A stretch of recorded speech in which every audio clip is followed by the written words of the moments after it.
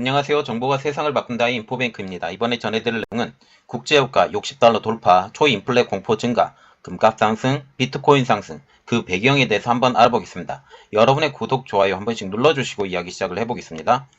자, 그러면 이 국제유가 60달러라는 그 기준이 되게 중요한 기준인데 왜 중요한 기준인지는 조금 이따가 나중에 설명하기로 하고, 지금 60달러를 돌파하면서 초인플레 공포가 지금 증가를 하고 있어요. 이것에 대해서도 제가 나중에 또 이야기해 드릴게요. 그림 하나 보여드리겠습니다. 지금 그림이 여기 하나 그려드렸죠? 지금 60달러를 돌파한 브렌트유라고 지금 나와 있는데, 작년 1월이죠. 작년 1월 달에 60달러를 돌파했거든요. 60달러를 돌파했다가 쭉 떨어졌어요. 쭉 떨어졌다가 지금 상승 곡선으로 올라가고 있다라는 측면을 보고 있는데, 이것은 가장 기본적인 것이 두 가지가 있어요. 미국의 경기 부양책, 두 번째로는 오펙. 이 두 가지 내용이 있는데 이 두 가지 내용을 다 분석해서 얘기를 드리겠습니다. 국제 원유 시장 벤치마크인 북해산 브렌트유가 8일날 장중 배럴당 60달러에 거래가 됐습니다. 1년 만에 최고가로 신종 코로나 팬데믹 이전 수준을 회복한 것이죠. 또한 시장에서는 초인플레 공포도 증가하고 있습니다. 비트코인 시세도 동반 폭등하고 있고 금값도 폭등하고 있습니다. 지금 현재 유가 상승을 이끄는 것은 오펙, 석유 수출국 기구 등 주요 산유국의 감산의 영향이 가장 크다고 지금 얘기를 하고 있어요. 그런데 두 번째 이유는 미국의 경기 부양책이에요. 그것에 대해서는 제가 나중에 또 이야기 드릴게요. ESG, 환경, 사회, 지배구조 영향으로 원유 기업들의 자금 조달이 원활하지 않는 점도 유가 상승의 요인으로 꼽히고 있는 상황입니다. 8일날 오후 3시 30분 현재 국제 원유 시장의 벤치마크인 브렌트유는 런던의 IEC 선물 거래소에서 배럴당 59.88달러로 거래가 됐습니다. 장중에 60.04달러까지 가격이 오른 상태예요. 자, 이것이 그림인데 저 보세요. 60.04달러까지 올랐는데 59.88달러로 거래가 되고 있어요. 그래서 종가는 59.88달러. 그래서 지금 보면 60달러 언저리에서 지금 왔다 갔다 한다라는 거죠. 영국의 브렌트유가 배럴당 60달러를 돌파한 것은 2020년 1월 24일 이후 처음이라고 합니다. 말하자면 1년 만에 60달러를 돌파한 것이다 라고 지금 보시면 돼요. 거의 1년 만의 일입니다. 그리고 미국의 뉴욕 상업거래소 NYMAX와 같은 경우에는 서부 텍사스산 원유 WTI 근월물이 배럴당 57.42달러로 손바뀜이 됐습니다. 현재 상승세를 이끄는 요인은 수요보다는 공급적인 측면이 크다라는 거죠. 수요가 많이 늘어나서가 아니라 공급이 확 줄어서 이렇게 되었다라는 것입니다. 코로나 백신의 영향으로 경기 회복에 대한 기대치가 높아지면서 여기에 더불어 오펙에 소속된 13개국과 러시아 등 10개국 주요 산유국 연합체인 오펙 플러스는 이달 기준 2018년 10월 대비 일 평균 712만 5천 배럴을 감산하고 있습니다. 자, 그래서 배럴 감산을 통해서 이러한 영향이 일어났죠. 오펙 플러스는 지난 3일엔 감산 추세를 한동안 계속적으로 유지하고 세계 원유 재고를 신속히 해결하겠다고까지 공언을 했어요. 이게 무슨 뜻이냐? 자, 지금 세계 원유 재고가 지금 많이 남아있는 상태이죠. 그런데 이것을 재고를 해소하면 어떻게 되겠어요? 지금 그렇지 않아도 공급 부족인 상황에서 원유 재고가 없다. 가격이 당연히 올라가겠죠. 지금 현재보다 가격이 더 오르는데 방점을 찍겠다라는 그런 내용이죠. 기존엔 오펙 플러스가 감산으로 유가가 오르면 오펙 플러스에 속하지 않은 미국의 에너지 기업들만 이득을 본다라는 게 기본적인 통념이었어요. 그래서 그들이 생각을 했던 것은 뭐냐면 셰일가스 혁명이 일어났었잖아요. 셰일가스 혁명이 일어나면 40달러 밑으로 떨어지면 셰일가스 업체들이 다 부도가 나요. 부도가 나는데 이 셰일가스 업체들을 다 죽여버리겠다라고 생각을 해서 40달러 미만의 정책을 계속적으로 써왔죠. 그런데 그들이 생각을 바꾸게 됩니다. 왜냐하면 다른 이유들 때문이에요. 지금 나홀로 증산을 통해서 다른 산유국들이 끌어올린 가격만큼 미국의 셰일가스 업체들이 이득을 볼 수 있다라고 지금 생각을 했기 때문이죠. 하지만 이번에는 분위기가 다르다는 관측이 많습니다. 왜냐하면 미국의 에너지 정보청에 따르면 지난달 마지막 주 미국 정유회사 가동률은 0.6%포인트만 늘어났다라는 것이죠. 최근 글로벌 투자 기준이 ESG의 중요성이 계속 떠오르는 영향 때문입니다. 그러면 ESG가 무엇이냐? 이것을 기본적으로 알고 여러분들이 넘어가야 돼요. ESG란 환경, 사회, 지배구조를 뜻하는 Environmental, Social and Governance. 이 세 가지의 약자로서 기업의 비재무성 성과를 측정하는 지표로 지금 사용되고 있어요. 투자 결정을 내릴 때 기업의 지속 가능성이나 사회적 책임 등의 요인을 재무 성과와 함께 고려하는 것이죠. 말하자면 지속 가능성도 있고 사회적 책임의 요인도 있고 이 재무 성과를 같이 보겠다. 환경도 보고 사회적인 것도 보고 정치적인 것도 지배적인 것도 다 한꺼번에 보겠다라고 지금 얘기를 하고 있다라는 거죠. 이러한 ESG의 영향으로 미국, 호주, 유럽 등 세계 곳곳에서는 주요 은행들이 화석연료 관련 기업 대출을 점차적으로 줄이고 있어요. 말하자면 화석연료로 대표적인 것이 뭐예요? 석탄, 석유. 이게 화석연료로 지금 대표적인 것이죠. 이것에 대한 관련 대출이 줄이고 있다라고 하고 있다면 이것에 대한 제재가 굉장히 심하기 때문에 어떻게 되겠어요? 셰일가스 업체들이 예상만큼 많이 늘지 않는다라는 말까지 지금 나오고 있다라는 거죠. 미국의 최대 은행인 JP모건에 따르면 작년 2월달 석탄 기업에 대한 대출을 중단할 계획이다라고까지 발표를 했습니다. 미국의 시티그룹 그리고 스위스의 USB 등도 탄소 배출이 많은 기업에 대출을 점진적으로 줄이겠다라는 방침을 내놨어요. 이것이 다 어디서부터 왔냐면 어디서부터 왔겠어요? 파리 협약 때문에 이렇게 되는 겁니다. 라피 타흐마지안 카이노 파이낸셜 선임 포트폴리오 매니저는 이렇게 말했어요. 최근 금융시장의 움직임으로 북미 유전 서비스 분야는 증산 여력이 잘려나갔다라고 말을 하면서 에너지 시장 공급 측면이 망가진 것이라고 지금 지적을 하고 있어요. 이것이 또한 지금 조 바이든 대통령의 지금 공약이기도 하죠. 그래서 이 정책은 계속적으로 지속해 나갈 것이다 라고 보면 지금 셰일가스에 대한 부담감이 줄어든 오펙과 같은 석유 기업들은 마음대로 증산을 하지 않고 감산을 시키면서 지금 석유 가격을 좌지우지할 수 있는 좋은 빌미거리가 되었다라는 것입니다. 블룸버그 통신에 의하면 헤지펀드의 일부는 이로 인해 공급 제한으로 유가가 향후 2년간 계속 오를 것으로 보고 있다라고 지금 말을 하고 있어요. 자, 이 영향은 여기까지 옵니다. 유가가 향후 2년간 계속 오를 것이다 라고 보고 있죠. 이것은 또 이것과 연결이 됩니다. 코로나 팬데믹의 거의 종료에 가까워 왔다 라는 이 점과 지금 같이 이렇게 되면 어떻게 되겠어요? 공장들이 지금 많이 돌겠죠. 공장들이 많이 돌게 되면 어떻게 돼요? 공장을 돌리려면 필요한 게 전기가 필요하죠. 전기가 필요하면 이 전기들이 어디서 나와요? 현재 석유 아니면 LNG 이런 데서 나올 수밖에 없잖아요.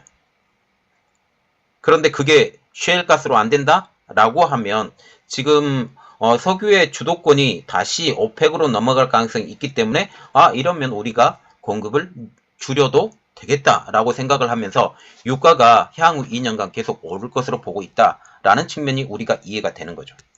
그래서 시장의 반응이 나왔습니다. 국제 유가 상승으로 미국의 뉴욕 증시에서 정유주 등을 올리는 요인들이 지금 작용하고 있습니다. 국제 유가 상승 덕에 뉴욕 증시, 나스닥, 다우지수도 연일 최고가 행진을 벌이고 있어요.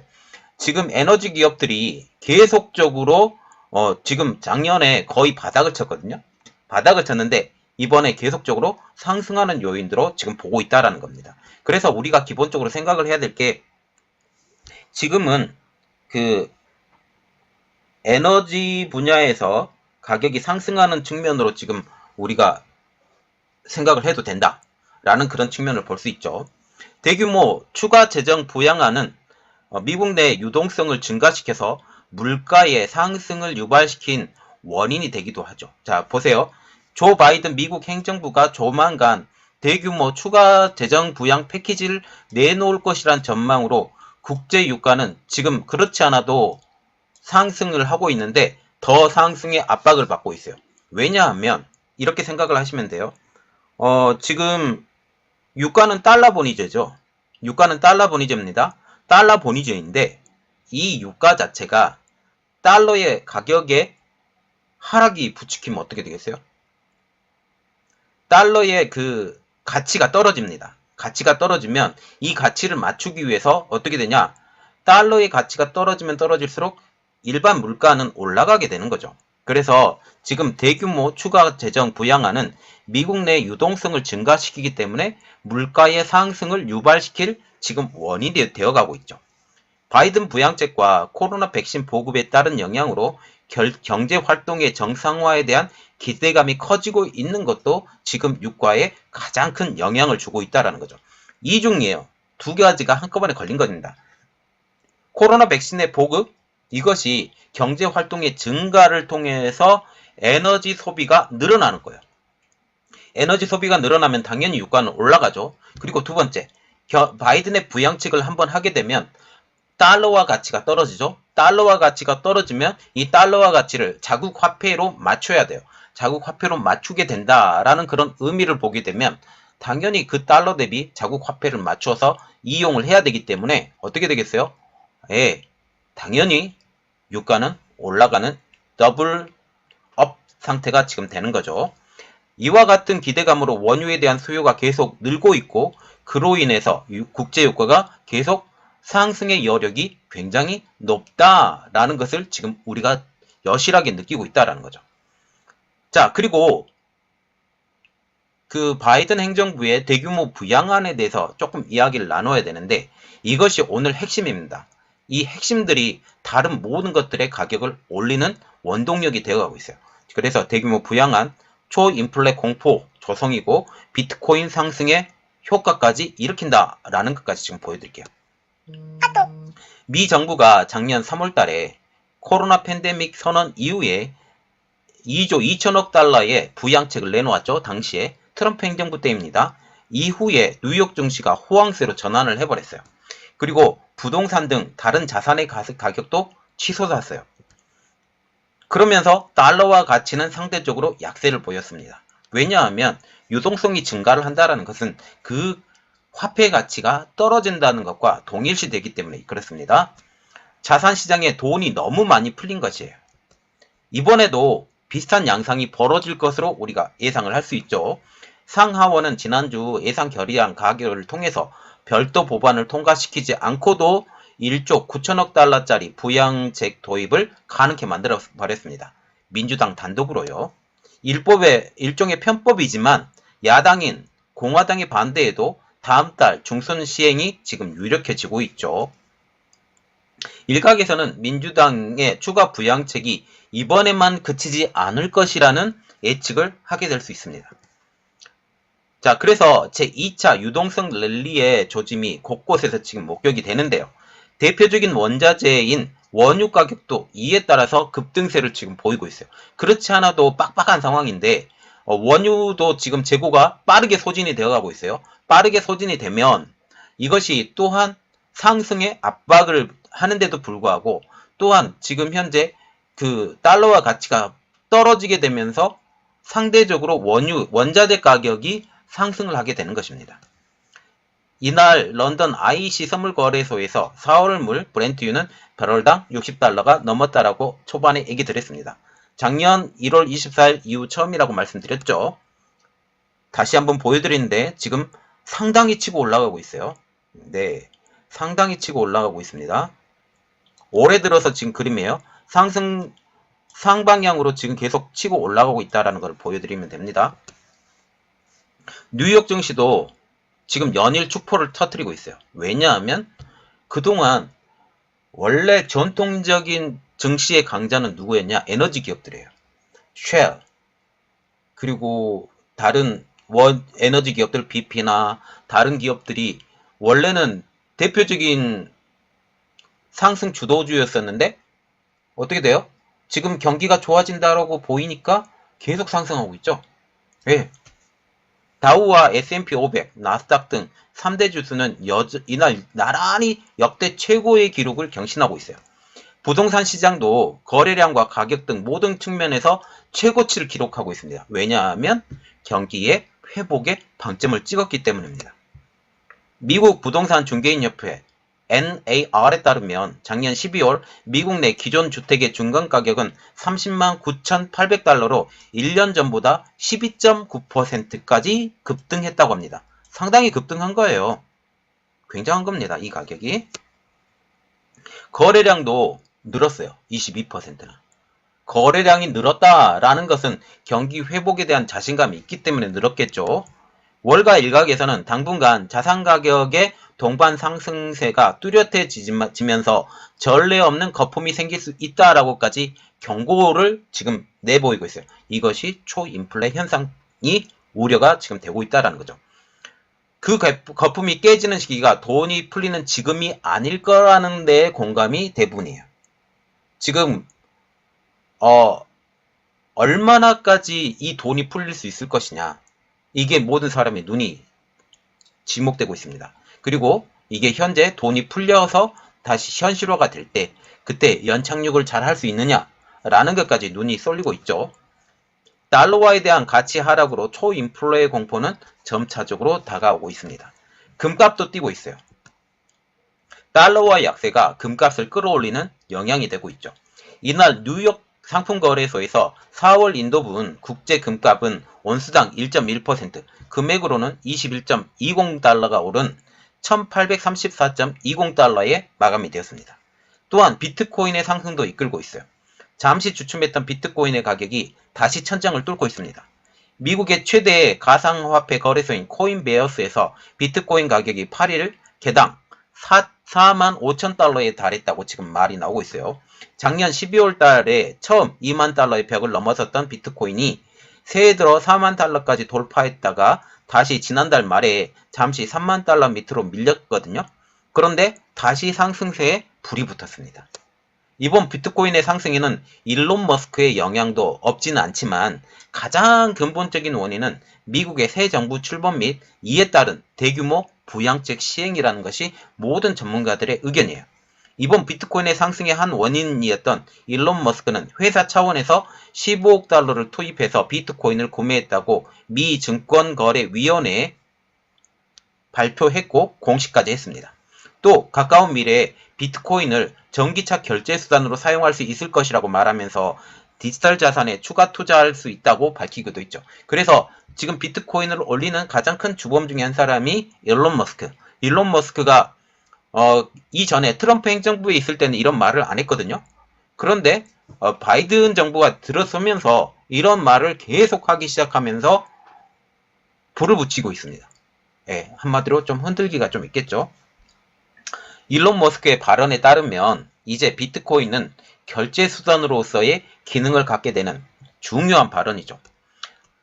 피델리티, 매스뮤추얼, 페이팔 등 유명 투자 결제 업체에 이어서 제조업체인 테슬라까지 가상화폐에 대한 지지 의사가 지금 분명하게 된 것입니다. 자, 그래서 지금 우리가 볼 때 이것입니다. 지금 국제 유가 폭등 당연한 것이에요. 당연한 것이고 이것은 지금 국제사회에서 이런 생각을 갖게 돼요. 생각보다 셰일가스에 투자가 쉽지 않게 된다. 예, 이거예요. 셰일가스에 투자가 쉽지 않게 되면 가격이 폭등이 되고 또한 지금 이런 것들도 있죠. 캐나다 송유, XL 송유관 라인 건설 중단 이 영향도 있어요. 이것이 또한 캐나다에서부터 멕시코만으로 이 송유관 자체가 와야 되는데 이렇게 되면 조금 더 딜레이가 되겠죠. 이러한 것들. 또 다른 여러 가지 요인들. 이게 지금 복합적으로 지금 연결이 되면서 국제 유가가 폭등이 됐는데 가장 근본적인 문제는 이거예요. 미국의 경제를 살리기 위해서 다른 나라들을 희생시킨다는 측면을 우리가 봐야 됩니다. 지금 미국의 경제, 지금 현재 바이든 정부가 추진하고 있는 펀딩, 이런 것들을 통해서 미국 경제는 계속 살아날 거예요. 죽지 않습니다. 죽지 않는데 이것은 다른 나라에 어쩌면 재앙이 될 수 있다라는 그런 측면까지 볼 수 있죠. 지금 현재 국제유가가 지금 60달러를 돌파했어요. 그런데 이것이 어디까지 올라가야 될지 우리는 예상을 못해요. 왜냐하면 여러 가지 문제가 겹쳐 있기 때문에 이렇습니다. 어쩌면 제가 생각하기에는 80달러는 좀 넘지 않을까. 이것은 제 개인적인 생각이니까 여러분들은 그냥 참고만 해주시면 감사하겠고, 이렇게 되면 금값 오를 거죠. 그리고 비트코인 가격이 미국 중앙은행에서 이것이 화폐로서의 가치가 없다라고 발표를 강력하게 말하기 전까지는 좀 흔들기를 좀 할 것 같습니다. 그렇게 되면 어떻게 되겠어요? 원래는 비트코인과 같은 경우는 중국을 누른 다음에 대중화가 될 시기였는데 이게 빨리 돼버린 거예요. 그런 것까지 우리가 생각을 해야 됩니다. 자, 그래서 이번 내용은 뉴욕의 국제유가 폭등, 그리고 달러화 하락, 금값 상승, 원자재 값 상승, 원자재 전부 다 상승이에요. 원자재 전부 다 상승이기 때문에 지금 이것들에 대해서 지금 원자재가 가격이 떨어지면서 달러화 가격이 떨어진다. 상승하면서. 이런 것까지 우리가 생각을 하고, 특히 리튬 같은 경우도 지금 천정을 뚫을 기세로 올라가고 있어요. 이러면 배터리 가격이 또 올라간다는 소리고, 배터리 가격이 올라가게 되면 전기 자동차의 가격이 또 오른다라는 소리까지 지금 나오기 때문에 이러한 것들 메커니즘을 잘 구별해서 여러분들 도움이 되었으면 좋겠습니다. 그리고 제가 한 가지 말을 빼먹은 게 있는데 이 말을 꼭 집어넣고 이야기를 끝내야 될 것 같아서 제가 추가로 지금 말씀을 드리는 거거든요. 지금 60달러가 넘어갔잖아요. 지금 60달러가 넘어갔는데 이게 어디에 또 영향을 주냐면 조선업계에 영향을 줘요. 조선업계 왜 영향을 주냐? 플랜트 사업이 들어가거든요. 플랜트 사업이 뭐냐? 해양에서 석유를 시추할 수 있어요. 플랜트 사업. 그러면 드릴쉽 같은 거나 아니면 해양 플랜트 사업 이런 것들이 60달러 이상일 때부터 시작이 가능해요. 80달러면 아주 정확하죠.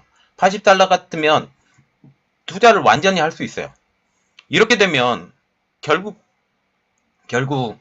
여기에 투자 80달러까지 올라갈 수 있다는 가능성이 있게 보이게 된다면 투자가 시작이 될 겁니다. 투자가 시작이 되면 이게 우리나라의 조선업에 굉장히 플러스가 될 수 있다라는 그런 측면까지 우리가 볼 수 있죠. 그래서 이 측면까지 생각을 하고 여러분들이 고려를 해봤으면 좋겠습니다. 이번 내용은 진짜 여기까지입니다. 여러분들이 도움이 많이 되셨길 바라고 더 좋은 내용으로 여러분들을 볼 수 있는 인포뱅크가 되도록 노력하겠습니다. 감사합니다.